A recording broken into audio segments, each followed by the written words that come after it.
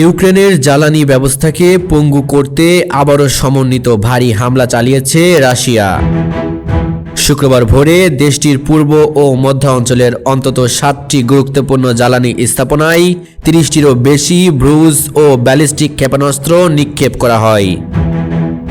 হামলায় বিদ্যুৎ সরবরাহ ব্যবস্থা ব্যাপকভাবে ক্ষতিগ্রস্ত হওয়ায় অন্তত 6 লাখ মানুষ অন্ধকারে নিমজ্জিত হয়েছে বলে জানিয়েছে ইউক্রেনের জ্বালানি মন্ত্রণালয়। বিশেষ করে খার্কিভ, ডনিপ্রো, পোলতাভা ও কিরোভোরাদ অঞ্চলে ব্যাপক বিদ্যুৎ বিভ্রাট দেখা দিয়েছে।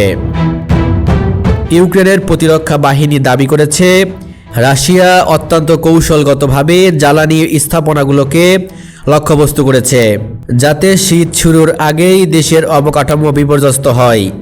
ইউক্রেনের বিমান প্রতিরক্ষা বাহিনী 18টি ক্ষেপণাস্ত্র গুলি করে ভূপাতিত করলেও বাকি ক্ষেপণাস্ত্রগুলো নির্ধারিত লক্ষ্যবস্তুতে আঘাত হানে। হামলায় অন্তত 3 জন আহত হয়েছেন এবং বেশ কিছু বিদ্যুৎ কেন্দ্র মারাত্মকভাবে ক্ষতিগ্রস্ত হওয়ায় জরুরি ভিত্তিতে লোডশেডিং চালু করা হয়েছে। সরকার বলছে এটি চলতি বছরের সবচেয়ে বড় জ্বালানি সংশ্লিষ্ট হামলা। গত বছরের আক্রমণের ধারা বিবেচনায় বিশেষজ্ঞরা আগে থেকে সতর্ক করেছিলেন যে শীত শুরু হলে রাশিয়া আবারও জ্বালানি অবকাঠামোকে প্রধান লক্ষ্যবস্তু করবে।